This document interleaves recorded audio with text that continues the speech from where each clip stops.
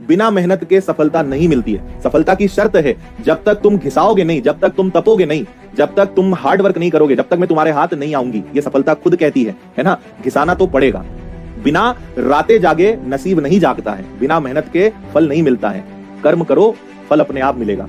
लेकिन हम क्या करना चाहते हैं कि सर अब तो 2 ही महीने बचे, कर्म करने से भी क्या हो जाएगा? सर आप तो कोई शॉर्टकट बता दो ताकि हमारी नैया पार हो जाए। मेहनत करो, कोई रास्ता नहीं है ना। मैनेजमेंट को लेकर कई लोग को बड़ी समस्या होती है। मैं आपको बता रहा हूं, देखो मैथ्स एक अलग विषय है, मैनेजमेंट एक अलग विषय है। मैनेजमेंट थोड़ा सा टेक्निकल विषय है, थोड़ा सा समझने में। मैथ्स जितना आसान नहीं ना कि मैंने बताया 345 999। थ्योरेटिकल विषयों पे थोड़ा सा समय लगता है समझने में, है ना। आप पहले से उसको नेगेटिव मान के बैठ गए, आप पहले से ही मन से हार चुके हो। मन के हारे हार और मन के जीते जीत।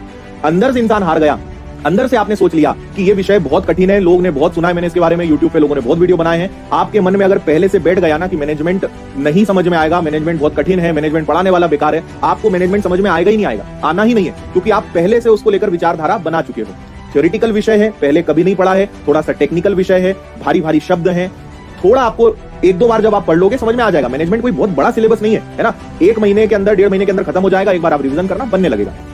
पहले से नेगेटिव सोचोगे, हर चीज नेगेटिव दिखाई देगी, ये परम सत्य है। पहले से मत नेगेटिव सोचो, है ना। आपको मैं समझा रहा हूं। आप लोग क्या है, यूट्यूब पे कुछ लोगों के वीडियो देख लेते हो, है ना, यूट्यूब पे कुछ लोग के कमेंट्स पढ़ लेते हो, किसी ने कुछ बोला उसको सुन लिया, आपकी विचारधारा ही बदल जाती है।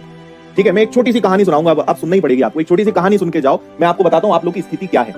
बहुत अच्छी कहानी मुझे याद आई है, सुनना ध्यान से आप। ठीक है, एक बार एक गांव में एक बुजुर्ग आदमी था, बेचारा अनपढ़ था, बहुत समय से फल बेचने का काम करता था। उसकी एक बढ़िया छोटी सी दुकान थी और उस गांव में उसकी दुकान बहुत अच्छी चलती थी। यहाँ पे बढ़िया उसके फल रखे हुए रहते थे और बढ़िया यहाँ कुर्सी लगा के बैठता था और अच्छी दुकान चलती थी उसकी। ठीक है, लेकिन बस एक ही गलती थी उसके साथ, गलत बात थी कि वो अनपढ़ था, ज्यादा पढ़ा लिखा नहीं था, लेकिन व्यापार की सूझ उसको बहुत अच्छी थी। ठीक है, उसने अपने बच्चे को विदेश पढ़ने के लिए भेजा। ठीक है, बच्चा बहुत पढ़ लिख लिया, बहुत ज्यादा समझदार हो गया और विदेश में आ गई मंदी। विदेश में क्या आ गई? मंदी आ गई। तो ये आया अपने गांव, अपने पिताजी को देखा कि पिताजी का धंधा तो बहुत अच्छा चल रहा है, लेकिन इसने अपने पिताजी को बोला कि पिताजी विदेश में मंदी आ गई है, जरा हिसाब से ही खर्चा करना, जरा आप अपनी दुकान पे ज्यादा सोच समझ के ही सारी चीजें करना। तो वो रोज दिन रात अपने पिताजी को क्या बोलता था? मंदी आ गई है, मंदी आ रही है। अब बेचारा अनपढ़ था, उसने सोचा लड़का इतने बड़े देश से पढ़ के आया है, समझदार बात करता होगा। तो पिताजी उसकी बात सुन सुन के ना फल लाने में थोड़ी सी कमी करने लगे कि बेटा बार बार बोल रहा है मंदी आने वाली है, तो वो अगर 10 किलो फल लाता था तो वो कम फल लाने लगा कि मैं ज्यादा ले आऊं और ऐसा ना हो कि बिके ना। जब वो कम फल लाने लगा तो उसके लोग को दुकान पे ज्यादा फल नहीं दिखते थे, तो वो फल भी कम खरीदने लगे। धीरे धीरे उसकी बिक्री कम होती गई, धीरे धीरे ये स्थिति आ गई कि दुकान बंद होने की कगार पे आ गई। लेकिन बाप और बेटे दोनों खुश थे। खुश क्यों थे? क्योंकि वो पिताजी अपने बेटे से बोलते हैं बेटा सही करा अपन ने कि अपन ने धीरे धीरे अपने खर्चे कम कर दिए, मंदी आ गई और आज देखो बर्बाद हो गए अपन। इस कहानी से आपको क्या शिक्षा मिली? मंदी आई नहीं थी। बार बार सुन सुन के वो बेचारा जो अनपढ़ बाप था, उसने सोचा बेटा सही बोल रहा है, उसने अपने व्यापार में कमी करने लगी, दुकान बंद हो गई। लेकिन आज तक वो क्या समझते आया कि दुनिया भर में जो मंदी आई थी इस कारण मेरा व्यापार बंद हो गया। छोटी सी चीज है, अगर आप समझ पाए, जब आप बार बार चीजें सुनते रहते हो ना, तो आपको लगने लगता है ऐसा ही होता ही होगा, है ना। ये विषय इतना कठिन है, ये अच्छा नहीं पढ़ा रहा, ये ऐसा है, वो वैसा है। यूट्यूब पे हजारों, मैं बोलता हूँ यूट्यूब के इन लोगों में पंडित बोलता हूँ, यूट्यूब के पंडित ज्ञान रत्ती भर का नहीं है, लेकिन व्यूज पाने के चक्कर में आप जैसे नादान कलियों को तोड़ मरोड़ के रख देते हैं, है ना। कुछ भी बोलते हैं, कुछ भी चलता है, बर्बाद आप होंगे, याद रखना। आप वही अनपढ़ फल व्यापारी हो और यूट्यूब पे जितने लोग हैं ये वही पढ़े लिखे विदेश से लौटे हुए समझदार बच्चे हैं। आता जाता कुछ नहीं, ज्ञान रत्ती भर का नहीं, लेकिन बर्बाद आपको कर देंगे। ठीक है, इस कहानी से ये शिक्षा मिलती है, नेगेटिव चीजों से, नेगेटिव लोगों से, नेगेटिव बात करने वालों से दूर रहो, तभी आप खुश रहोगे।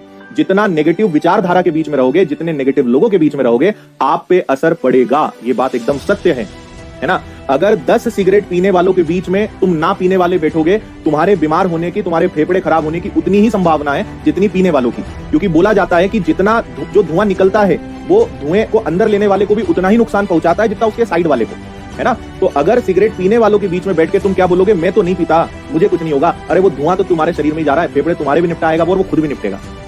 जैसी जगह पे रहोगे असर पड़ेगा। जो सुनोगे, जो देखोगे, जो बार बार गलत विचारधारा अपने दिमाग में लाओगे, असर पड़ेगा। क्योंकि तुम इंसान हो, इंसान के अंदर भावनाएं होती है, असर पड़ता है ना, चाहे कितने मजबूत हो। क्योंकि इनडायरेक्टली जब बार बार मार पड़ती है ना, असर पड़ता है। एक बूंद अगर पत्थर पे गिरेगी कोई फर्क नहीं पड़ेगा, लेकिन अगर वो एक बूंद लगातार वर्षों तक गिरती रहे ना, पत्थर में भी छेद हो जाता है। एक पानी की बूंद में इतनी ताकत होती है कि अगर वो रोज एक एक करके उसकी बूंद टपकती रहे, बस लगातार गिरती रहे, पत्थर में छेद हो जाता है। एक बूंद में इतनी ताकत होती है। कौन बोलता है बूंद में ताकत नहीं होती? पत्थर में छेद करने की ताकत होती है। आ रही बात समझ में? आप इंसान हैं, नेगेटिव चीजें हमारी तरफ हमें जल्दी अट्रैक्ट करती हैं और नेगेटिव चीजें ही हमें बर्बाद करती हैं। नेगेटिविटी से दूर रहो, पढ़ाई लिखाई पे ध्यान दो, नेगेटिव विचारधारा से दूर रहो, मेहनत करो, है ना? आपको ऑलरेडी बहुत अच्छी चीजें मिल रही हैं, उसकी कद्र करिए, उसके साथ मेहनत करिए, नहीं तो आप आखिरी तक संतुष्ट नहीं रहेंगे। ठीक है, बात निकली थी इसलिए इतनी बातें बता दी। बातें तो बहुत आपको समझाने का मन करता है, पर क्या करें, समय का अभाव है। कभी फुर्सत में आप मिलो तब आपको समझाएंगे चीजें। ठीक है।